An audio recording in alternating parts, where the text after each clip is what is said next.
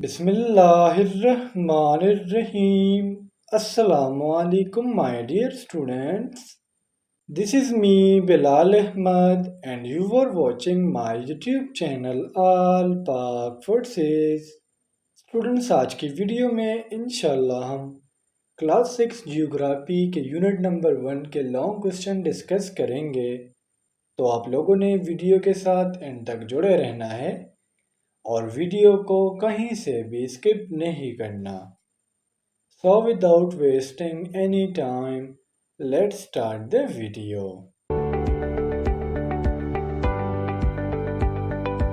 Friend, जिस तरह मैंने आपको शुरू में बताया कि आज की वीडियो में हम लॉन्ग क्वेश्चन डिस्कस करेंगे। सो ये आपके एक्सरसाइज में क्वेश्चन नंबर 3 होगा। Answer the following question in detail. तो हमारा फर्स्ट क्वेश्चन है, how minerals are important for the economy of any country.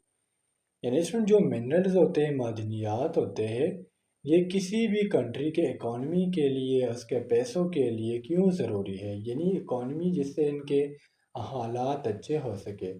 First of all इसमें मिनरल्स क्या है। मिनरल्स को हम उर्दू में मादनियात कहते हैं। ये हमारे पास इनऑर्गेनिक सॉलिड सब्सटेंस होते हैं जिनके फिजिकल प्रॉपर्टीज़ और साथ साथ केमिकल प्रॉपर्टीज़ भी होते हैं।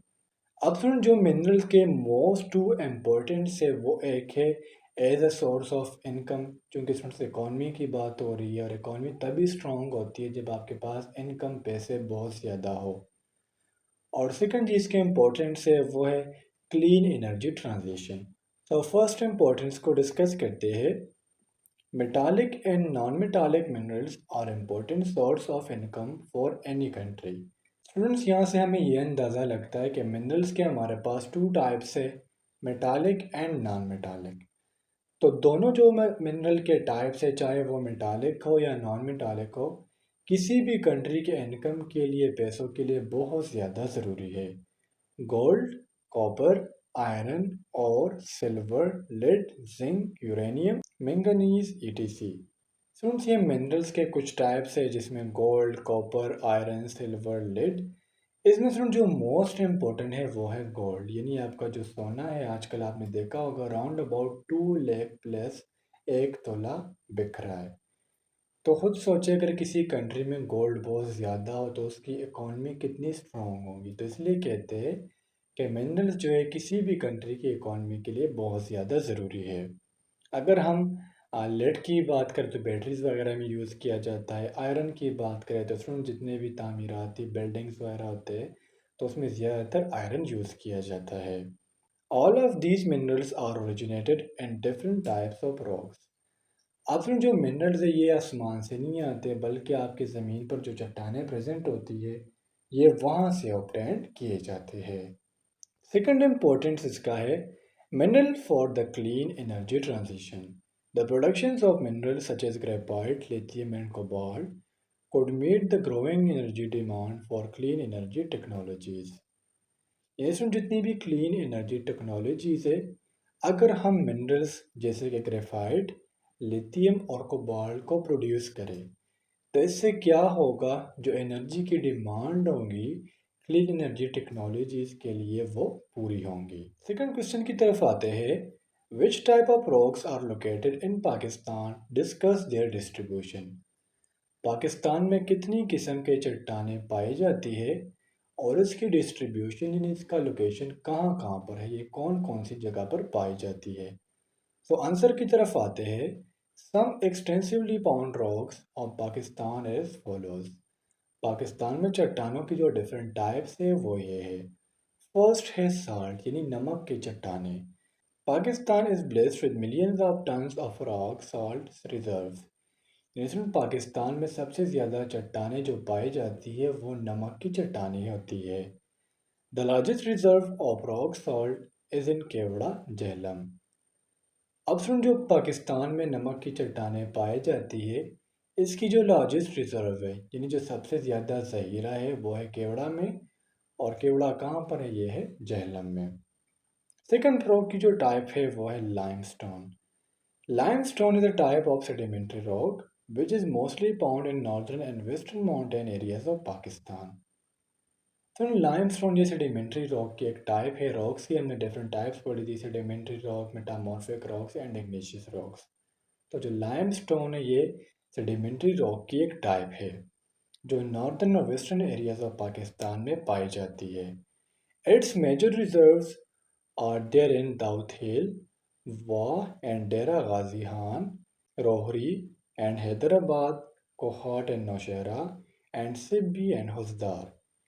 ईस्टर्न पाकिस्तान के जो चार सूबे हैं, पाकिस्तान में तो ऐसे 5 सूबे हैं, लेकिन जो 4 सूबे हैं जिसमें के बलूचिस्तान, पंजाब और सिंध शामिल है, इसमें लाइमस्टोन के बहुत ज़्यादा ज़ख़ीरे मौजूद है। थर्ड जो टाइप है वो है sandstone. Sandstone is a type of sedimentary rocks. Murray hills in Pakistan are located in the south of Himalayas that are composed of sandstone. Sandstone, sand कहते हैं रेत को और स्टोन कहते हैं पत्थर को, यानी रेत के पत्थर। और ये भी हमारे पास सेडिमेंट्री रॉक की एक टाइप है जो मरी रीजन में पाए जाते हैं। फोर्थ जो टाइप है वो है marble. Marble is a type of metamorphic rocks. सुन देख के आपने देखा कि लाइमस्टोन और जो दूसरे सैंडस्टोन थे हमारे पास सेडिमेंट्री रॉक्स के एक टाइप थे, जबकि जो मार्बल है ये हमारे पास मेटामॉर्फिक रॉक्स का एक टाइप है। It is found in different areas of Pakistan which include Mardan, Nowshera, Swat, Hazara, Gilgit and Attock. Marble की लोकेशन की हम बात करें तो इसमें से पाकिस्तान के डिफरेंट एरिया जिस तरह नौशहरा हो गया, मर्दान हो गया, सवात, हज़ारा, इन सारी लोकेशंस पर मार्बल पाई जाती है। और मार्बल का इसमें जो मेन काम है वो ब्यूटी में है। घरों में आपने देखा होगा कि मार्बल बहुत ज़्यादा लोगों ने लगाए होते हैं for the purpose of beauty. Question number 3 है हमारा, what do you know about internal structure of the earth. Friends, earth को तो हम सिंपली देखते हैं कि ज़मीन ज़मीन ज़मीन। अब ज़मीन का इंटरनल स्ट्रक्चर कैसा है, अगर हम ज़मीन को अंदर से देखें तो इसमें क्या क्या चीज़ें प्रेजेंट होंगी, इसकी कितनी लेयर्स है।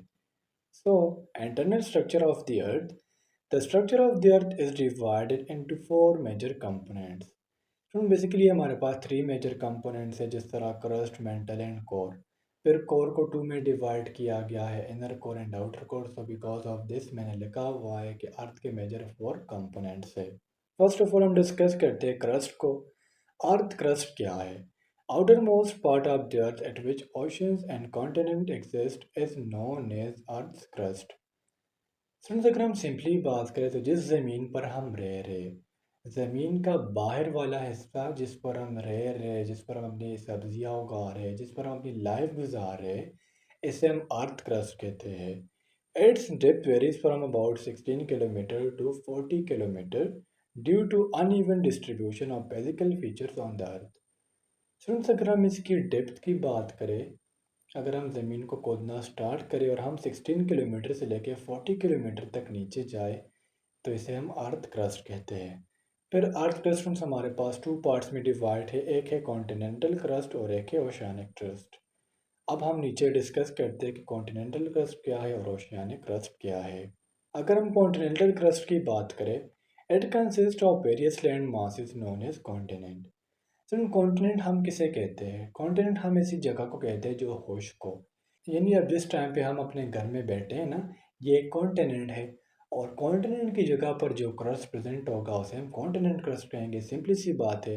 It is compose of silicon and aluminium, so also known as soil. तो जो कॉन्टिनेंटल क्रस्ट है इसमें ज़्यादातर जो मिनरल्स होते हैं वो सिलिकॉन एंड एल्यूमिनियम होते हैं, जिसकी वजह से हमें सियाल या साइल कहते हैं। Its maximum depth is about 40 kilometre. इसकी जो मैक्सिमम डेप्थ होती है वो 40 किलोमीटर होती है। ओशियानिक क्रस्ट की बात करें, invisible part of the earth under oceanic water in the form of ocean bed is called oceanic crust. Option आप समंदर में चले जाए, दरिया में चले जाए, तो उसके नीचे भी तो क्रस्ट होगा, तो वो हाइड होता है, हमें नज़र नहीं आता। और ऐसा क्रस्ट जो वाटर के नीचे प्रेजेंट हो इसे हम ओशियानिक क्रस्ट कहते हैं। Its depth is about 8 kilometre. यानी अगर हम वाटर के नीचे जाए, इसकी खुदाई करें तो 8 किलोमीटर तक हमारे पास कॉन्टिनेंटल क्रस्ट प्रेजेंट होता है। It contains silicon and magnesium and is name is sima. इसमें सिलिकॉन और मैग्नीशियम प्रेजेंट होता है, जिसकी वजह से हम इसे सीमा कहते हैं। अब हम आते हैं टू वर्ड द मेंटल, जो अर्थ का दूसरा लेयर है। The central layer of the earth after earth crust is called mantle. सुन देखिए बाहर की तरफ हो गया, लेट्स सपोज हमारे पास ज़मीन है, तो बाहर की तरफ हो गया क्या, क्रस्ट, मिडल में हो गया मेंटल और सबसे अंदर हो जाएगा core. It's depth is around about 900 kilometre. पहले क्रस्ट आएगा 16 से 40 किलोमीटर तक, फिर 40 किलोमीटर से लेकर 2900 किलोमीटर तक हमारे पास होगा mantle. Upper part of mantle is molten from where the lower mantle is solid. देखिए सुन, जो मेंटल का अपर पार्ट होगा यानी जो क्रस्ट की तरफ होगा वो मोल्टन फॉर्म में होगा यानी लिक्विड फॉर्म में होगा, जबकि जो अंदर वाला साइड होता है मतलब जो क्रस्ट के जो कोर की तरफ होता है वो सॉलिड फॉर्म में होगा। The temperature of upper mantle is about 2000 degree C. जो अपर मेंटल है जो क्रस्ट की तरफ है उसका टेम्परेचर 2000 डिग्री सी होगा, while the temperature of lower mantle is about 3000 degree C. जबकि मेंटल का वो हिस्सा जो क्रस्ट की तरफ है, सॉरी जो कोर की तरफ है, उसका टेम्परेचर 3000 डिग्री सी होगा। अब कोर क्या है, कोर को डिस्कस करते हैं। It is the inner most layer of the अर्थ। जो अर्थ का सबसे अंदर वाला लेयर होगा उसे हम क्रस्ट कहेंगे। It is divided into two parts. इसको दो पार्ट्स में डिवाइड किया गया है, the outer core and the inner core. Outer core क्या है, its upper part mean outer core is in liquid form and its depth is about 2250 kilometre. तो जो आउटर कोर होता है ये लिक्विड फॉर्म में होगा, सॉलिड फॉर्म में नहीं होगा। इसकी डेप्थ जो होती है वो 2250 किलोमीटर होती है, जबकि इसका टेम्परेचर होता है 3800 degree C. Its lower part mean inner core is in solid form and its depth is 1220 kilometre, जबकि इसका जो लोअर पार्ट होता है उसे हम इनर कोर कहते हैं, वो सॉलिड फॉर्म में होगा और इसकी जो मतलब लेंथ होगी जो गहराई होगी वो 1220 किलोमीटर होगी और इसका जो टेम्परेचर होगा वो होगा 5200 डिग्री सी। लास्ट क्वेश्चन को डिस्कस करते हैं। Discuss modern technologies in the field of geography. Geography में जब स्टूडेंट्स हमारे पास मॉडर्न टेक्नोलॉजीज आई है हमने उसको डिस्कस करना है। मॉडर्न टेक्नोलॉजीज क्या है, the world is heading toward new invention and discoveries every day. Students आप लोगों को पता है कि दुनिया में डेली कोई ना कोई इन्वेंशंस होती है, डिस्कवरीज होती है। Some major developments are as follows. Geography में स्टूडेंट्स हमारे पास जो इम्पोर्टेंट डिस्कवरीज हुई है वो ये है। फर्स्ट क्या है, geographical information system. A geographical information system is a computer system for capturing, storing, checking and displaying data related to position of Earth's surface।